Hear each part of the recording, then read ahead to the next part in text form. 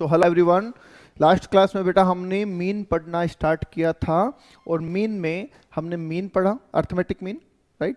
Arithmetic mean के साथ साथ हमने एक करेक्ट मीन का क्वेश्चन भी किया था, जिसमें अगर मीन दे रखा हो और उसमें कुछ गलती हो तो उसको कैसे सुधारेंगे, राइट।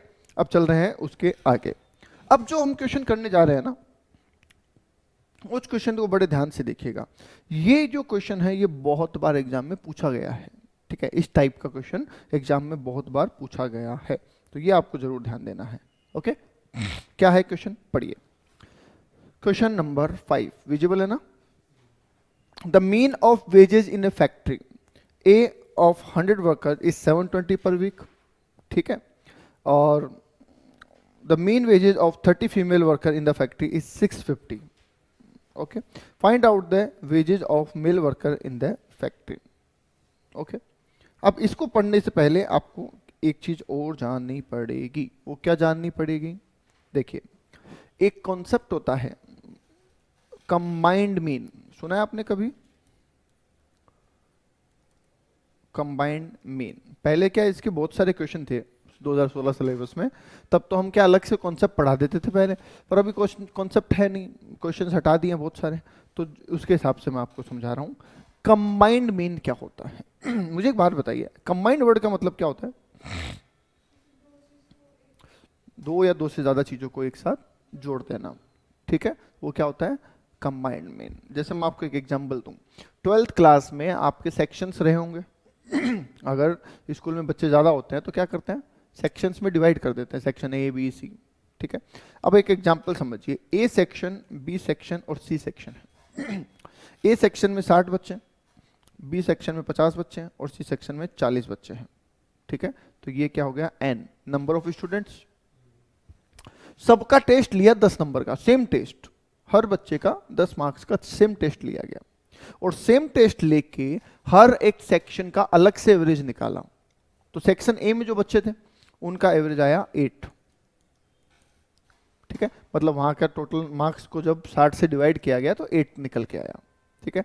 सेक्शन बी का एवरेज निकल के आया 7 और सेक्शन सी का एवरेज निकल के आया 6। समझ में आ गई कैसे निकल के आया होगा? पूरे बच्चों के जितने मार्क्स आए divide by number of student, simple formula है। अब आपको प्रिंसिपल कहता है कि हमें सेक्शन वाइज नहीं चाहिए, हमें पूरी स्कूल वाइज चाहिए कि हमारे टोटल 12th में जितने बच्चे हैं उनका एवरेज क्या है। समझ गए? तो इसका मतलब उन्हें 60 बच्चों का चाहिए या 60 प्लस 50 प्लस 40, इन सारे बच्चों का चाहिए, सारों का चाहिए। तो बेसिक फॉर्मूला क्या है मीन निकालने का? Total value upon number of students. बताओ, यही है ना बेसिक फॉर्मूला? तो चाहे आप कहीं चले जाओ, बेसिक फॉर्मूला यही है, ठीक है। अब प्रॉब्लम ये है सर कि हमारे पास टोटल वैल्यू नहीं है। क्या पूरे स्कूल में बच्चों के कितने मार्क्स आए आपके पास है? नहीं है, पर हम निकाल सकते हैं। कैसे? बताइए, पहले सेक्शन में, ए सेक्शन में जो बच्चे हैं उन सब के टोटल नंबर कितने आए होंगे, बता सकते हैं क्या आप? इस जानकारी से क्या आप बता सकते हैं कि ए सेक्शन वाले बच्चों के टोटल नंबर कितने आए होंगे? बताओ कितने आए होंगे, बताओ एक बार, देखते हैं सही जा रहे हैं क्या आप।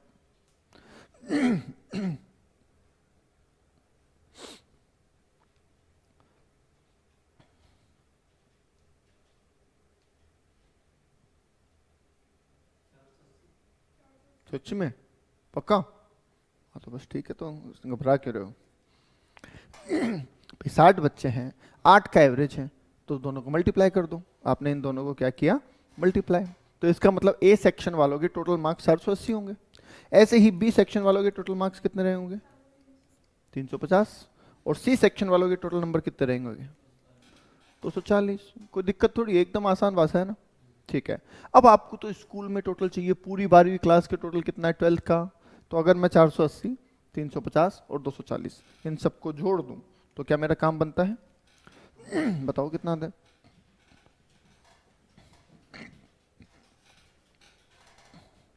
1070। ओके, तो ये पूरी 12th class A B C तीनों सेक्शन मिला के टोटल आ गया। एम आई राइट? राइट। अब बच्चे कितने हैं? तो इन तीनों को जोड़ दें, क्या 150 आ रहे हैं? 60 प्लस 50 प्लस 40। ठीक है, अब आपके पास तो जो बेसिक फॉर्मूला वही लगाना है। क्या है? 1070 टोटल मार्क्स और बच्चे हैं टोटल 150। तो बताइए 7.13। That's it. ये क्या है? Combined mean. तो इसको ऐसे लिख देते हैं अपन, एक्स बार ऑफ 1 2 3, तीनों सीरीज का एक्स बार है। बताओ, आई बात समझ में? कोई दिक्कत नहीं? अच्छा, जो हमने किया अगर मैं उसको फॉर्मूले में बनाना चाहूं तो बना सकते हैं क्या? कैसे? सुनना। सबसे पहले हमने क्या किया? क्या हमने 60 और 8 माना 60 और 8 को मल्टीप्लाई किया? राइट। 60 क्या है? 60 को अगर मैं n1 बोलूं चलेगा, ठीक है, और उसको x बार 1 बोलूं चलेगा, ठीक है। फिर आपने 50 और 7 को मल्टीप्लाई किया, तो 50 को मैं n2 बोलूं और 7 को x बार 2 बोलूं चलेगा। फिर आपने 40 एंड 6 को मल्टीप्लाई किया, तो अगर मैं n1 x बार 1, n2 x बार 2, n3 x बार 3 ऐसे बोलूं चलेगा। फिर आपने जो टोटल आया उनको जोड़ा, तो यहां पे मैं प्लस लगा दूं तो चलेगा। फिर आपने n1 plus n2 plus n3 को जोड़ा और वैल्यू के टोटल में n रख दिया। तो बताओ क्या ये हमारा फॉर्मूला बन गया? सिंपल। तो बस आपको कंबाइंड मीन का ये फॉर्मूला नोट करना है। एग्जाम्पल करना चाहो आपकी मर्जी है, पर ये फॉर्मूला हमारा है। बनाना समझ में आ गया? क्या चाहिए? टोटल मार्क्स चाहिए, कैसे भी निकालो ना, टोटल चाहिए कैसे भी निकालो। और वैसे भी हमारा एमसीक्यू पेपर है, ठीक है। तो मैंने समझाने के लिए इतनी बातें लिखी, वरना तो मैं सीधा फॉर्मूला भी बता सकता था आपको कि लो जी ये n1 है, ये एक्स बार 1 है, मल्टीप्लाई कर देना, डिवाइड कर देना, आंसर आ जाएगा। समझ रहे? बोलो ओके, डन? कोई दिक्कत? पक्का? सच्ची? ठीक है, ये लिख लिया फॉर्मूला, ये वाला सिर्फ नीचे वाला फॉर्मूला, फाइनल फॉर्मूला तो लिख लो ना, कंबाइंड मीन और फिर एक्स बार 1 2 3 और ये फॉर्मूला। फटाफट लिखो, बाकी ये मैं इरेज कर रहा हूं। अगर किसी को लिखना हो तो फिर वो रिकॉर्डिंग से लिख लेना ज़्यादा डिटेल में, या स्क्रीनशॉट ले लो।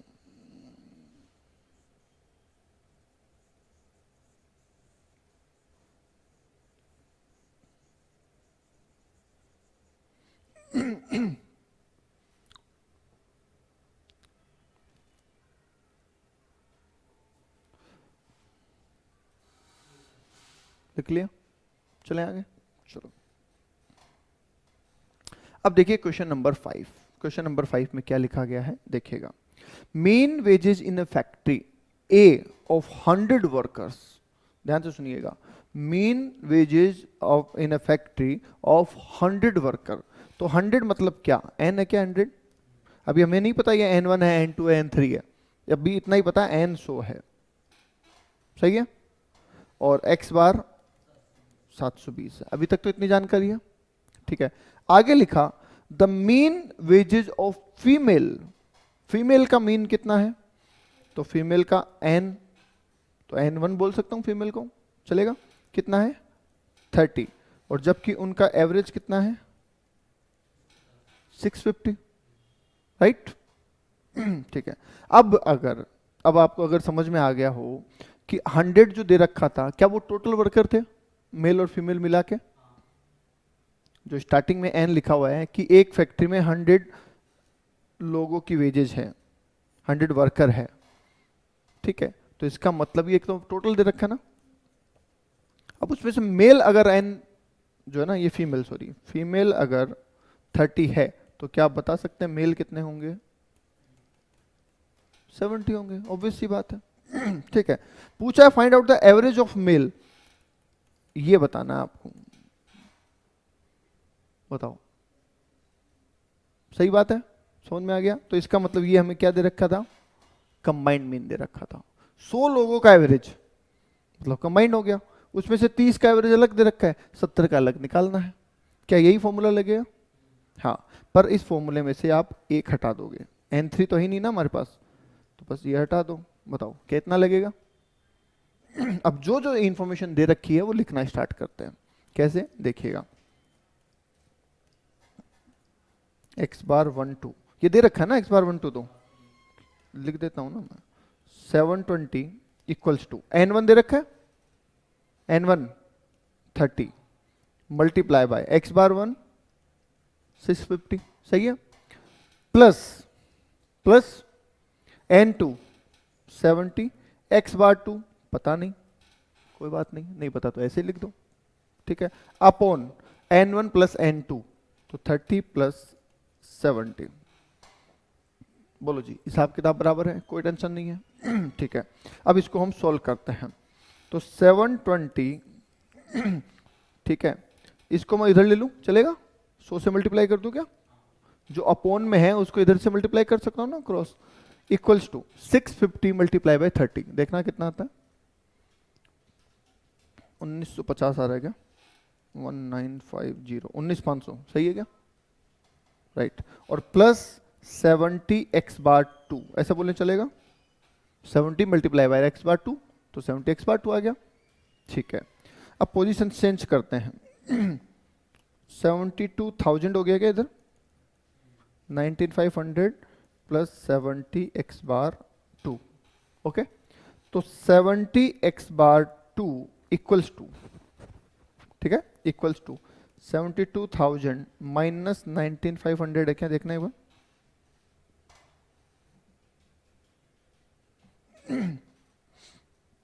बुक का आंसर मत देखना, बुक वाले ने क्या थोड़ा सा कॉम्प्लेक्स बना दिया है, अपन थोड़ा इजी कर रहे हैं। 52,500 पूरा ये रहा, 52,500, ठीक है। ठीक है, अब x बार 2 चाहिए तो क्या 70 से डिवाइड कर दूं? बताना एक बार कितना आता है?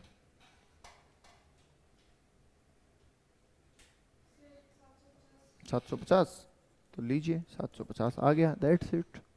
क्रॉस कैलकुलेशन थी और कुछ भी नहीं था।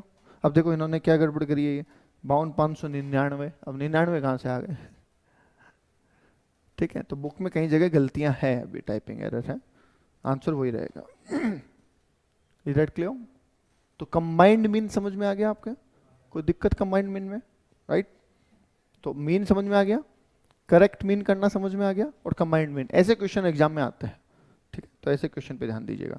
अब ये क्वेश्चन बेवजह की मेहनत करवा रहा है, इनको ऐसे क्वेश्चन डालने नहीं चाहिए। जब आप एमसीक्यू पेपर ले रहे हो तो इसमें इतना बड़ा क्वेश्चन डालने का क्या लॉजिक बनता है? कोई भी लॉजिक नहीं है, राइट। तो हम क्लास में टाइम वेस्ट नहीं करेंगे। हाँ, ये लेस देन है तो ये मैं समझा देता हूं कि लेस देन क्वेश्चन को सोल्व कैसे करते हैं, ठीक है। बाकी आप इसको होमवर्क में कर लेना, टेंशन नहीं है, समझाने का काम मेरा है, समझिए। ये डेटा को कैसे अरेंज करें वो समझना है खाली। देखो, जब भी आपको लेस देन या मोर देन का क्वेश्चन दे रखा होगा, आपको उसको कॉन्टिन्यूस सीरीज में बदलना पड़ेगा, ठीक है, क्योंकि लेस देन मोर देन होता ही वहां है, कि सिर्फ लिखने का तरीका चेंज हो जाता है। कैसे, समझिए। हर वैल्यू में डिफरेंस कितने का है एक बार देखना, क्या 100 का है? क्या 100 का है? तो मतलब हमारी जो क्लास बनेंगे वो 100 से बनेंगे, ठीक है। तो यहां पे मैं लिख देता हूं क्लास, क्लास लिख दो, चाहे लाइफ टाइम लिख दो, चलेगा। ठीक है, अब पहला ग्रुप ध्यान से देखिए क्या दे रखा है। लेस देन 300, कितना लिखा है? लेस देन 300, 300 से कम, ठीक है। अब सर 300 से कम तो कितना भी हो सकता है?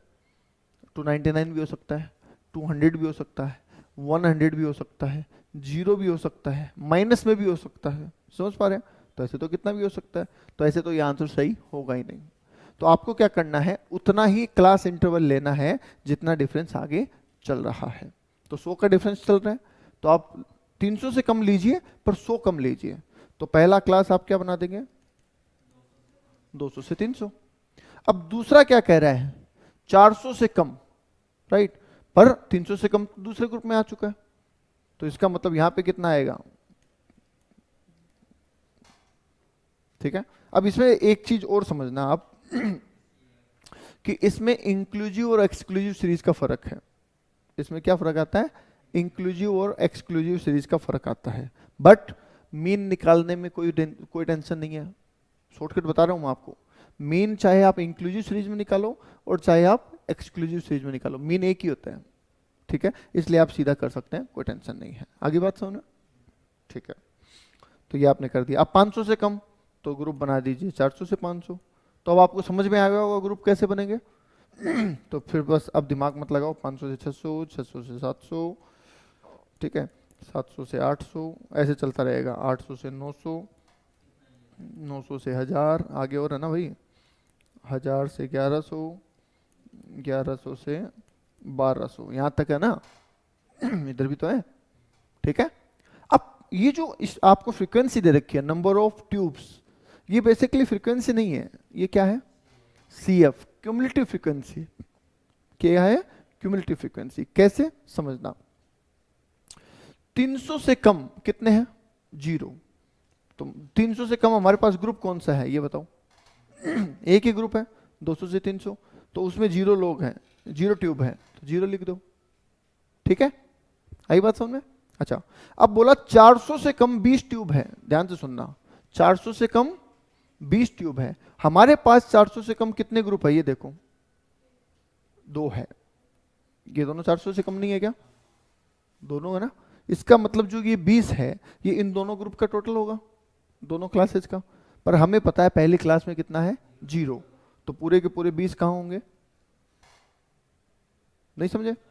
आपको कोई ये बता दे कि इन दोनों में मिला के 20 है, जबकि पहले में 0 है, दूसरे में कितना होगा 20, तभी तो टोटल 20 होएगा, ठीक है। अब देखो आगे, 500 से कम 60 है, ध्यान से सुनिएगा, 500 से कम क्या है, 60। हमारे पास 500 से कम कितनी क्लासेज है,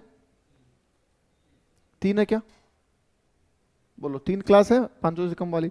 इसका मतलब ये जो 60 लोग हैं, 60 ट्यूब हैं, ये इन तीनों में मिला के हैं, राइट।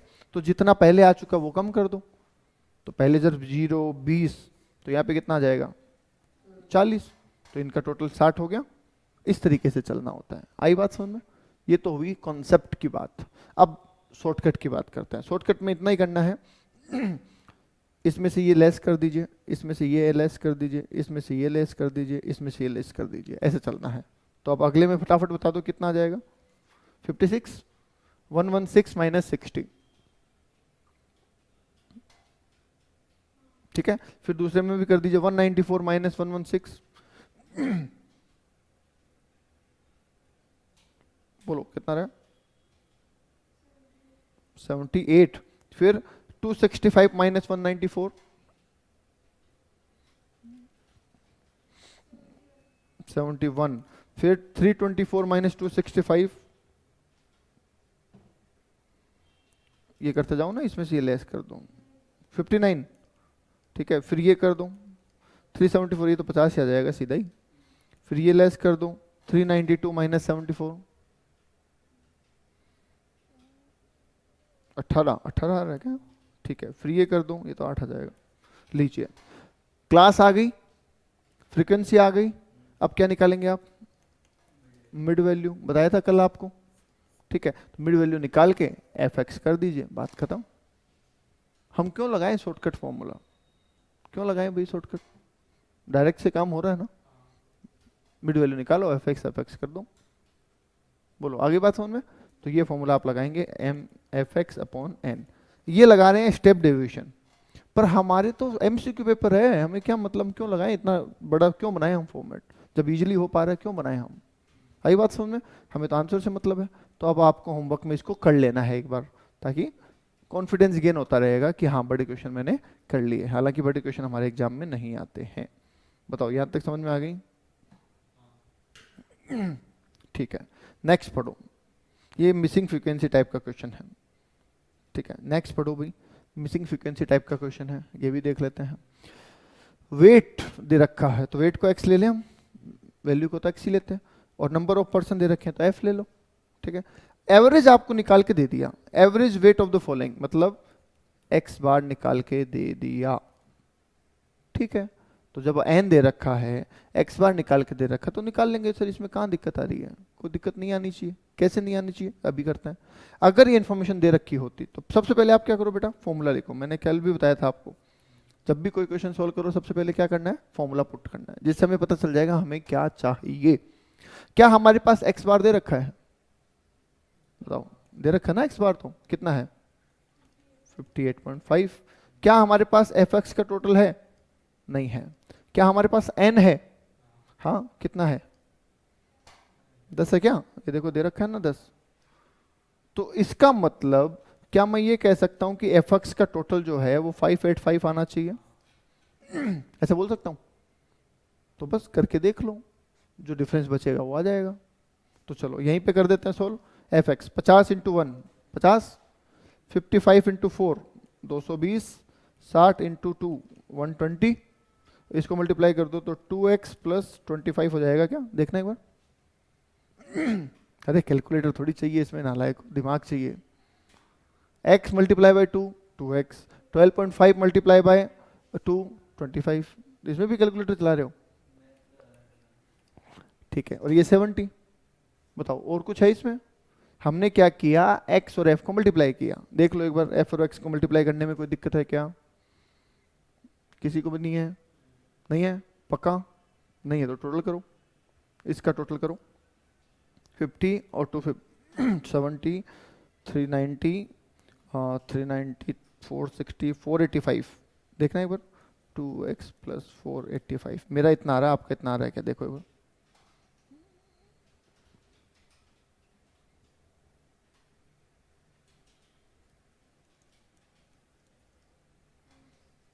सही है? कुछ गड़बड़ तो नहीं कर दी मैंने?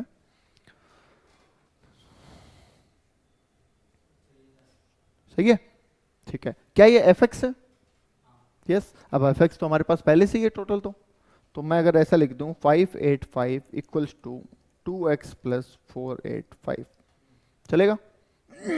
तो 2x इक्वल्स टू 585 माइनस 485, चलेगा? तो x इक्वल्स टू 100/2, आंसर आ जाएगा 50। बताओ जी, सही है? अभी देखते हैं सही है क्या। ये लो जी 50।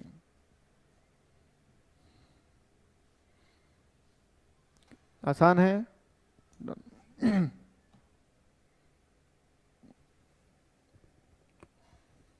ठीक है। क्वेश्चन नंबर 8 देखिए क्या कह रहा है। क्वेश्चन नंबर 8 क्या कह रहा है, देखिए। क्वेश्चन समझना है ना, वो सबसे इंपॉर्टेंट है। करना बहुत आसान है, पर अपन अगर क्वेश्चन ही नहीं समझेंगे, क्वेश्चन समझने में गलती कर देंगे, तो फिर तो करना मतलब नहीं है। मुश्किल तो फिर भी नहीं है, करने का फिर मतलब ही नहीं है। कैसे? समझिए कि क्वेश्चन अच्छा है, ध्यान दीजिएगा। ए अपियर इन 3 टेस्ट। ए ने 3 टेस्ट दिए और फुल नंबर कितने थे? 20, 50 और 30। ध्यान दीजिएगा, कुल नंबर कितने थे? 20। आपने 3 पेपर दिए, आपने 3 पेपर दिए। एक पेपर 20 नंबर का था, एक 50 का था और एक 30 का था। ठीक है। आपको जो नंबर मिले वो कैसे मिले? 75 मार्क्स इन फर्स्ट। तो एक बार लिख लेते हैं ना, गलती नहीं होगी। First, second and third. First में नंबर थे टोटल, टोटल मार्क्स कितने थे? 20, 50 और 30, यही थे क्या? ठीक है। आपके पहले में आए 75%, मतलब 15 नंबर आए क्या? देखना, 15 है। दूसरे में लिखा है आपके हैं 60%, इसमें आपके हैं 60%, तो क्या ये 30 हो गए? और तीसरे में लिखा what should be his percentage, ये पता नहीं है सर, ये पता नहीं है।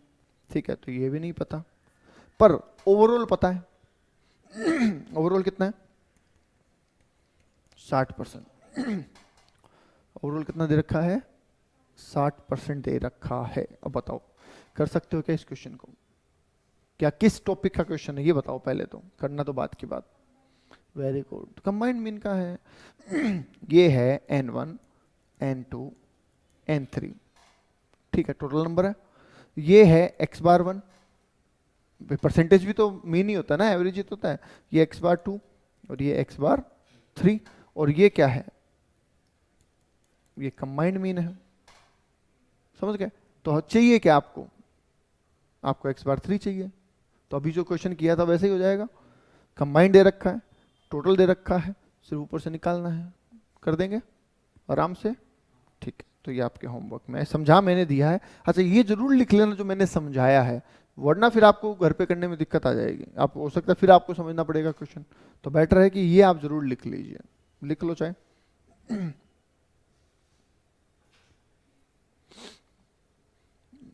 समरी जरूर लिख लो, समरी के बिना तो फिर मेरे समझाने का मतलब नहीं रहेगा।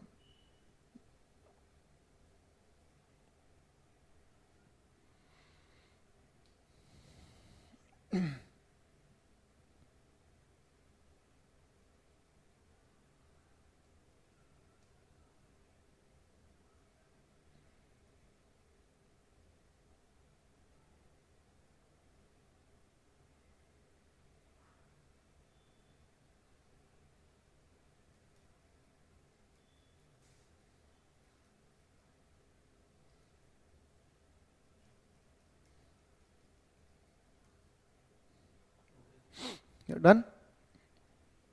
चलिए नेक्स्ट देखिए, certain number of salesmen were appointed in different territory and following data was sales report।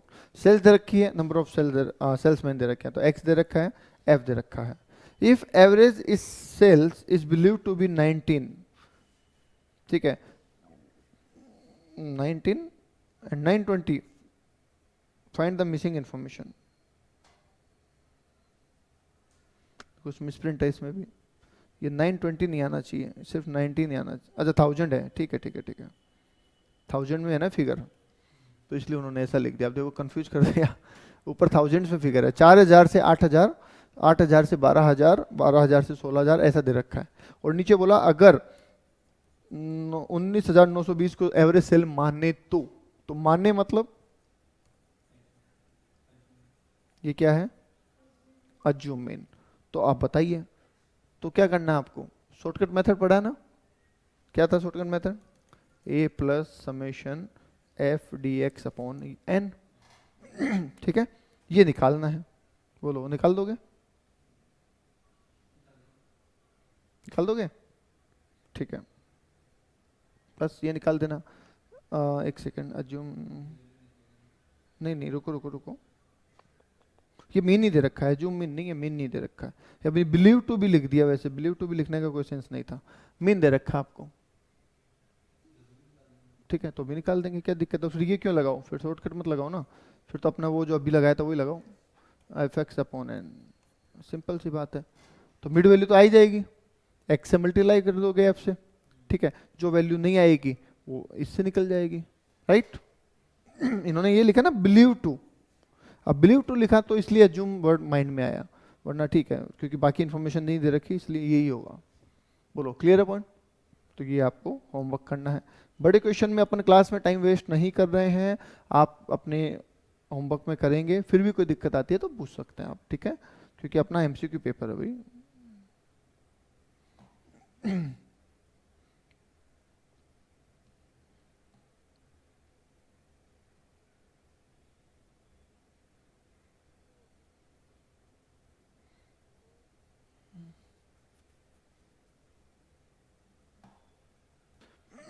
Okay पढ़ो question number 11, the sum of deviation, ध्यान से सुनो, वर्डिंग बहुत इंपॉर्टेंट है, मैंने आपको कहा सम ऑफ डेविएशन।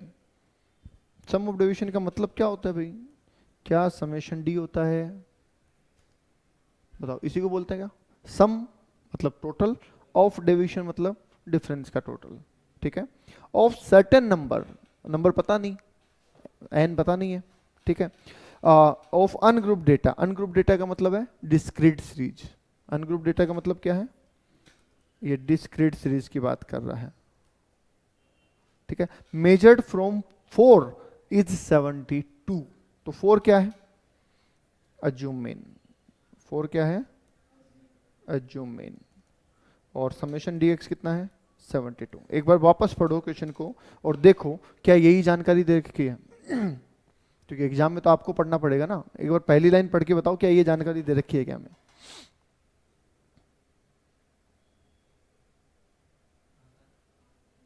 ये दे रखी है। अब दूसरी जानकारी पढ़ो, एंड के बाद द सम ऑफ डेविएशन, फिर से of the observation from 7, from 7, तो इस बार क्या ले दिया, जूम मीन 7 इज -3, तो क्या इसका मतलब ये -3 दे रखा है।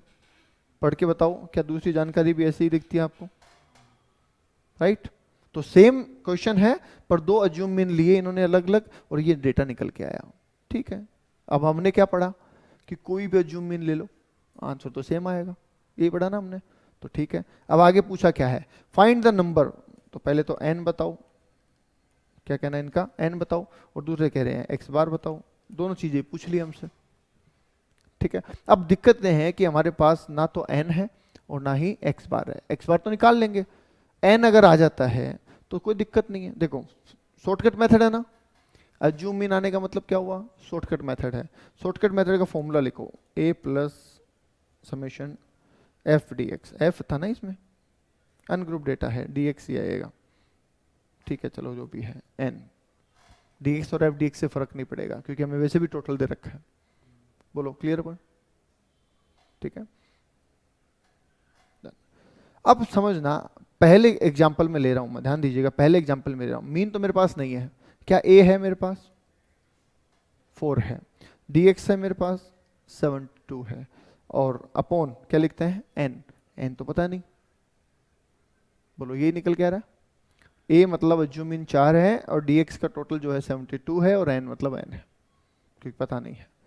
और अगर मैं इधर से निकालूं, दूसरी फॉर्मूले से निकालूं, तो 7 प्लस -3 अपॉन n, बताओ ऐसा हुआ। अगर मैं 4 को अज्यूम मीन लूं तो ये फॉर्मूला लगेगा, और 7 को अज्यूम मीन लूं तो ये लगेगा, ठीक है। और किसी भी फॉर्मूले से निकालो मीन सेम आता है, तो इसका मतलब ये दोनों वैल्यू आपस में बराबर हो गई क्या, आई बात समझ में। अब किसी को अगर ये ना पता हो कि दोनों वैल्यू बराबर होती है तो फिर वो ये क्वेश्चन नहीं कर पाएगा, समझ गए। तो ये पता होना जरूरी है कि अज्यूम मीन किसी को भी लो आंसर तो सेम आएगा, तो चाहे आप इससे निकालो और चाहे उससे निकालो आंसर तो सेम आएगा। इसलिए हम दोनों को क्या कर सकते हैं, इक्वल कर सकते हैं। अब सोल्व करते हैं, मल्टीप्लाई कर देते हैं, बताओ कैसे करें। क्या n को 4 से कर दूं, 4n प्लस 72, 7n और -3, देखना एक बार चेक कर लो आराम से। 4 प्लस 72 अपॉन n था, तो 4 को n से मल्टीप्लाई कर दिया, प्लस 72 रह गया। 7 को n से मल्टीप्लाई कर दिया और माइनस प्लस माइनस हो गया, -3 रह गया।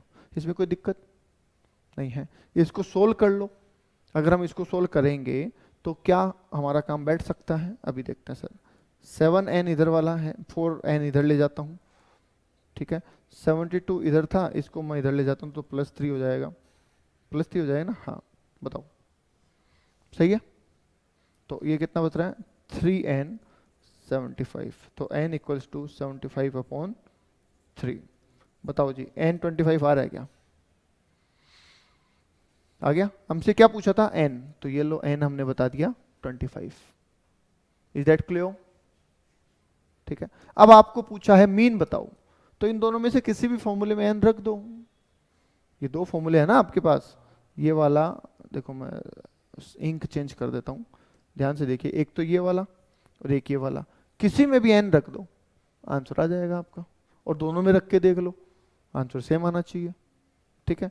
तो चलो इसमें रखते हैं 4 प्लस 72 अपॉन 25, देखना एक बार कितना आता है।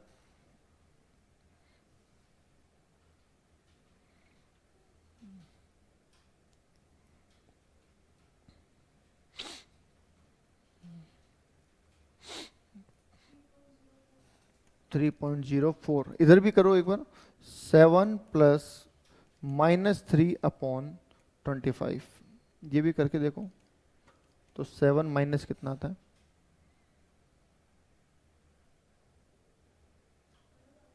ये गलत किया तुमने, 3.04 में 4 नहीं जोड़ा क्या,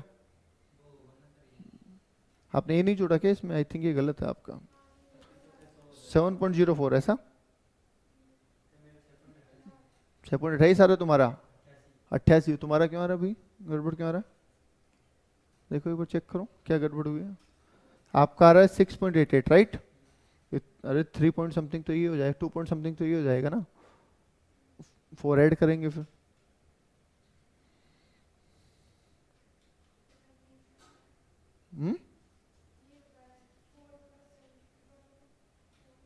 क्या कर रहे हो आप, पहले बताओ सोल्व कैसे कर रहे हो, पहले डिवाइड करो, आप बोर्ड मास रूल लगाओ वरना गड़बड़ हो जाएगा। पहले डिवाइड करो, 72 अपॉन 75 करो पहले, हाँ 25 करो पहले,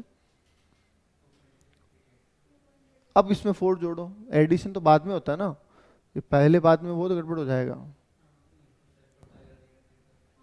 आ गया, अब ऐसा ही उधर करो, पहले 3 अपॉन 25 करो,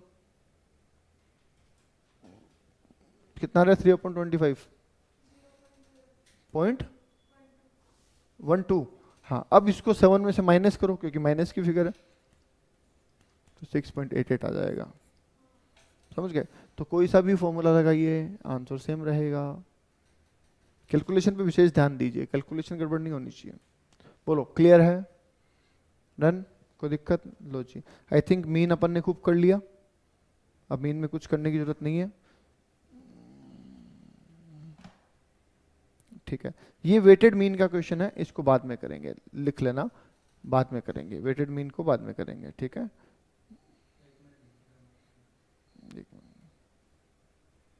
लीजिए, ये था आपका अर्थमेटिक मीन। कोई दिक्कत है तो बोलिए।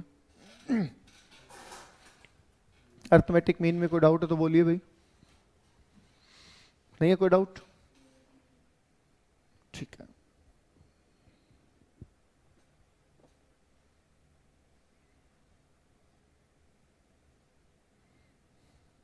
देखो ये वाला पॉइंट है ना, ज्योमेट्रिक मीन। अब देखो ज्योमेट्रिक मीन होता क्या, पहले मैं समझा देता हूं आपको, निकालते कैसे वो समझा देता हूं, करने की जरूरत नहीं है हमें इसको। ठीक है, अर्थमेटिक मीन हमें करना है, हार्मोनिक मीन भी हमें करना है, पर ज्योमेट्रिक मीन हमें नहीं करना है। उसमें सिर्फ एक टाइप का क्वेश्चन है जो हमें करना है, वो मैं आपको समझा देता हूँ, बताऊँ कैसे और क्यों। देखिए, ज्योमेट्रिक मीन क्या होता है? ज्योमेट्रिक मीन ये है कि आप उसको, जितने भी आइटम आपके पास हैं उनको मल्टीप्लाई कीजिए, ठीक है, और फिर उनका उतने टाइम रूट कर दीजिए। ठीक है, कैसे समझिए। मान लीजिए मुझे ए और बी का ज्योमेट्रिक मीन निकालना है, तो मैं करूंगा ए इंटू बी का अंडर रूट। बताओ, दो वैल्यू को मैंने मल्टीप्लाई किया और अंडर रूट करना मतलब दोनों का रूट कर दिया, यही होता है ज्योमेट्रिक मीन। मुझे तीन चीजों का निकालना है, ए बी सी, तो मैं क्या करूंगा, तीनों को मल्टीप्लाई कर दूंगा और √3 कर दूंगा। अगर 4 का निकालना हुआ तो a into b into c into d √4। समझ गए? ऐसे 5 का करना होगा तो 5 बार, 6 का करना होगा 6, जितना भी करना हो। तो फॉर्मूला ये देखो, ये बन जाता है कि geometric mean equals to x1 plus x2 multiply, sorry, x2, या डॉट लगा देता हूँ कंफ्यूजन हो जाएगा, multiply x2 multiply x3 multiply x4, जो भी है वॉट अपॉन रूट में n, जितने नंबर है उतने ही रूट। ठीक है, ओके। अब सर इसको सोल्व कैसे करेंगे? ये रूट वाला तो समझ में आ गया, फॉर्मूला तो ठीक है, सोल्व कैसे करेंगे? तो सर सोल्व करने के लिए इसमें चाहिए आपको लॉग टेबल और एंटी लॉग टेबल। समझ गए?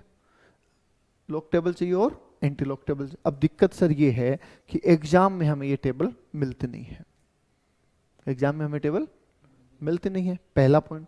दूसरा पॉइंट, चलो मिल भी जाए टेबल, ठीक है, इंस्टीट्यूट दिला भी दे, तो उसमें ढूंढना और फिर करना, समझ रहे?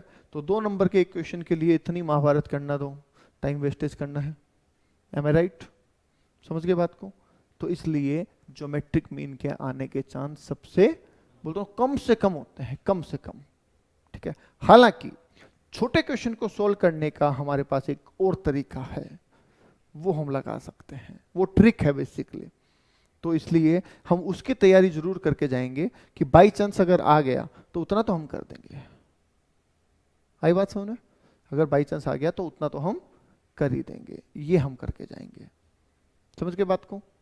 ठीक है, तो वो मैं आपको बताऊं कैसे करना शॉर्टकट, सिर्फ वही करना है ज्योमेट्रिक मीन में, बाकी क्वेश्चन नहीं करने हैं, क्योंकि लॉजिकल नहीं है, लोग हमें मिलना नहीं है, एंटी लॉग मिलना नहीं है, मिल भी गया तो टाइम नहीं है, तो क्यों करें हम। आगे बात समझ में? ठीक है। तो अब देखिए इसको सोल्व कैसे करते हैं वो मैं आपको सिखा रहा हूं, और ये सोल्व होगा कैलकुलेटर से।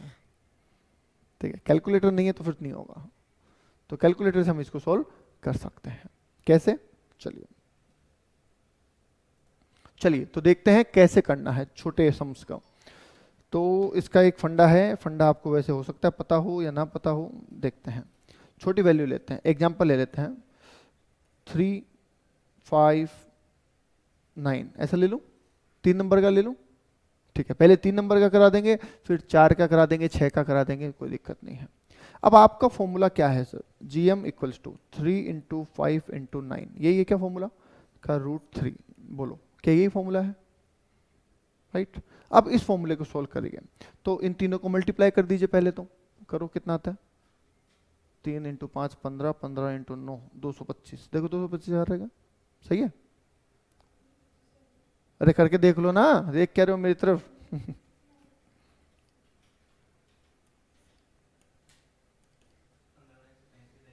हाँ तो फिर बताओ, मतलब हाँ बस मुंडी घुमानी है, ये नहीं कि करके देख ले, मेहनत करो। हाँ ठीक है, ओके। अब समझिए 135√3, अगर मैं इसको ऐसे लिखना चाहूं तो चलेगा क्या, बताओ। पावर में बदल तो चलेगा, पावर 1/3 कर दूं चलेगा, ठीक है। तो बस ऐसे करना है आपको, यहां तक पहुंचा दोगे क्वेश्चन को।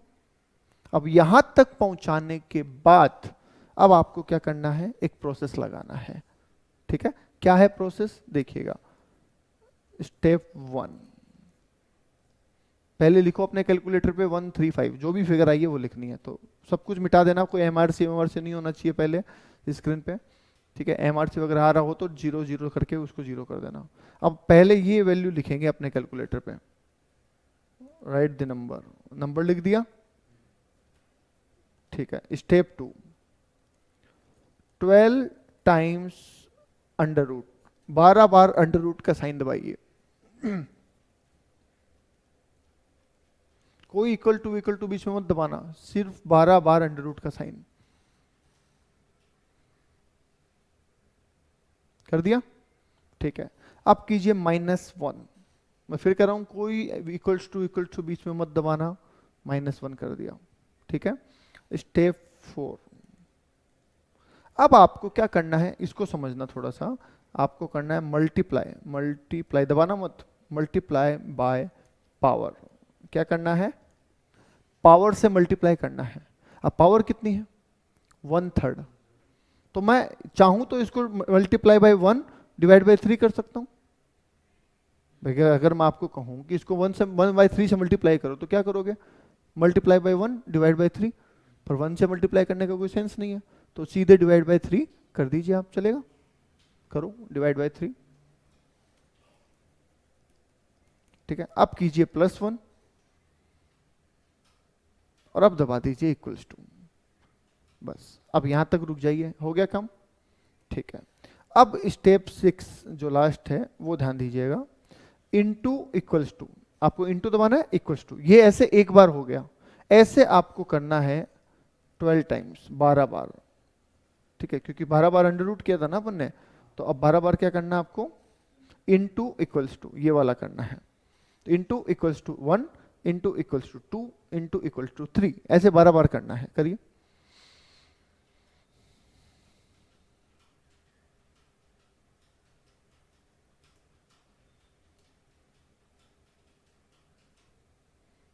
कर लिया, बोलिए आंसर क्या आ रहा है, दोबारा बोलो, 5.13 ये आ रहा है, ठीक है। अब देखो सर पता नहीं सही है या गलत है, तो अंडर रूट और पावर का बेसिक तो जानते होंगे आप, क्या, कि सर अगर मैं 2 की पावर 3 कहता हूं, ठीक है, 2 की पावर 3 कहने का मतलब 2 इंटू 2 इंटू 2, यही हुआ क्या,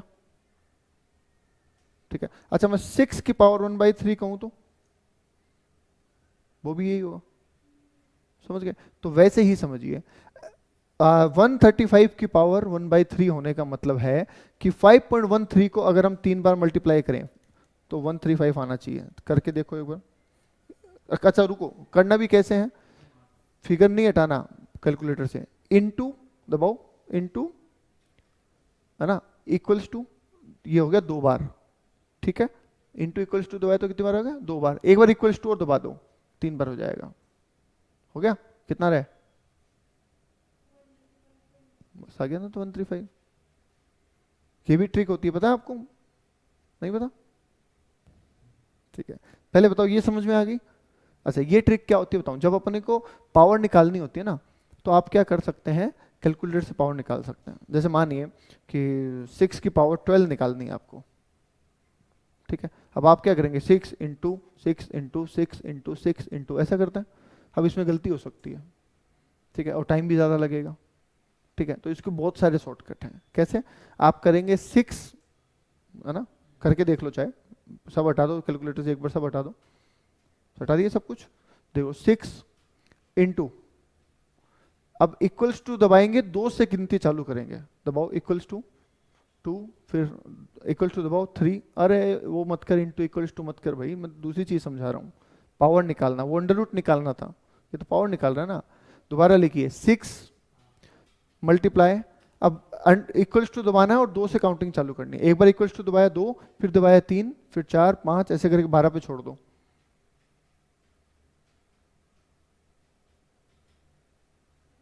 कितना आ रहा है?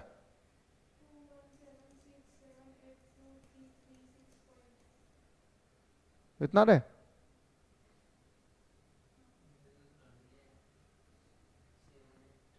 दोबारा कर लो, अच्छा वैसे कर लो, 6 इंटू 6 वैसे कर लो, 6 इंटू 6 इंटू 6 इंटू 6 इंटू 6, क्योंकि आपने कोई ना कोई गड़बड़ की है। लो ऐसा करना है, एक ही तो बात है, कैसे ही कर लो, करके वो फिर मैं आपको शॉर्ट ट्रिक समझाता हूँ ना, फटाफट करो, क्योंकि एक फाइनल आंसर तो चाहिए ना मैच करवाने के लिए।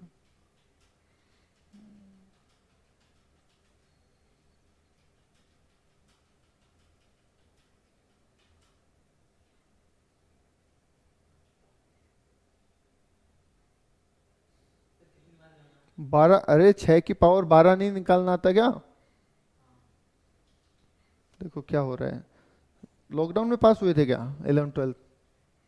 नहीं, तो फिर अरे कैसे भी कर लो, मुझे तो एक फाइनल आंसर चाहिए, फिर मैं आपको शॉर्टकट समझा पाऊंगा ना।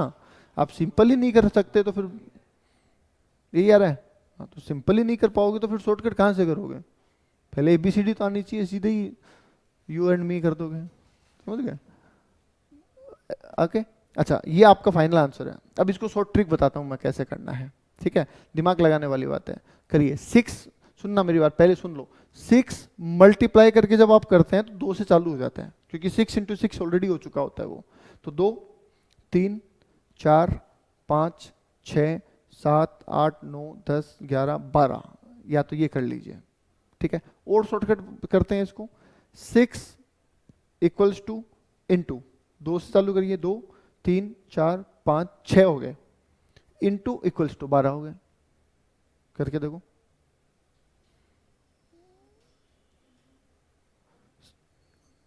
अरे 6 इंटू इक्वल्स टू, 2 से गिनती, फिर 3, फिर 4, फिर 5, फिर 6, बस 6 कर दिया। अब मल्टीप्लाई और इक्वल्स टू, ये 12 हो गया। चेक करो, मैच कर रहे हैं, कर गया? तो देखो शॉर्ट हो गया। और शॉर्ट करें, चलो और शॉर्ट करने की कोशिश करते हैं। 6, सब हटा दो, पहले पुराना हटा देना, 6 इंटू, अब इक्वल्स टू करेंगे 2 से काउंटिंग ना, इंटू 2 हो गए, एक बार और कर दो, 3 हो गए। अब सुनना, अब 3 में ये मुझे 12 चाहिए, आ जाएगा ना, तो 3 को मल्टीप्लाई इक्वल्स टू करूँ, मल्टीप्लाई इक्वल्स टू, कितना आ गया? 6 हो गया ये, 3 इंटू 3, 3 प्लस 3 6 हो गया। अब वो फिर से इंटू इक्वल्स टू कर दूँ, ये 12 हो गया। देखो मैच कर रहा है। अब बताओ कितने शॉर्टकट है, समझ गए? तो आप जरूरी नहीं है 24 बार बटन दबाए, 5-6 बटन दबा के भी आप ये कर सकते हैं। समझ गए बात को? चलो बाकी फिर बाद में पूछ लेना। ठीक है, तो ज्योमेट्रिक मीन की बेटा बात कर रहे थे, शॉर्टकट मैंने आपको समझाया है इसका। एक और क्वेश्चन ट्राई करते हैं, ये वाला तो मैच हो ही गया आपका, क्रॉस वेरीफाई भी हो गया। दूसरा करते हैं, 4 फिगर का करूं, 5 का करूं, 6 का करूं, बताओ कितने फिगर का करूं? 2, 3, 4, 5, 6, 7, ऐसे कर दे। ठीक है, तो फॉर्मूला क्या है हमारा? 2 into 3 into 4 into 5 into 6 into की रूट 6। बताओ सही है क्या? करो मल्टीप्लाई करके बताओ पहले कितना आ रहा है, अंदर अंदर का सोल्व करो। 6, 24, 120,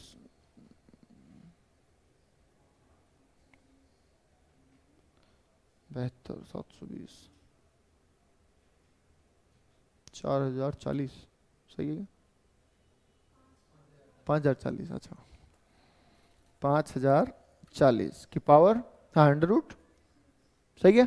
अब इसको हम क्या लिखेंगे, 5040 की पावर 1/6, चलेगा।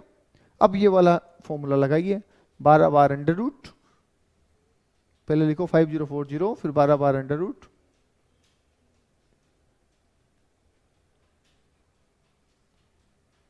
ठीक है। फिर क्या करना है, -1, फिर डिवाइड बाय पावर, क्योंकि 1 बाई है ना इसलिए, तो डिवाइड बाय 6 कर दीजिए, फिर +1 कर दीजिए, इक्वल्स टू, बस। अब जाके 12 बार इंटू इक्वल्स टू करना है,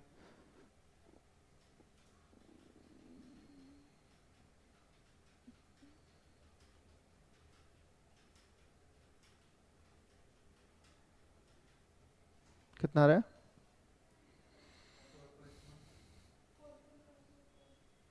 4.14, आगे 5, लीजिए ये आंसर आ रहा है। अब चाहो तो इसको 6 बार मल्टीप्लाई करके वैसे चेक कर लो, चलेगा। इसकी पावर 6, देखो इसकी पावर 6 बोलो या फिर 5040 की पावर 1/6 बोलो, बात एक ही है।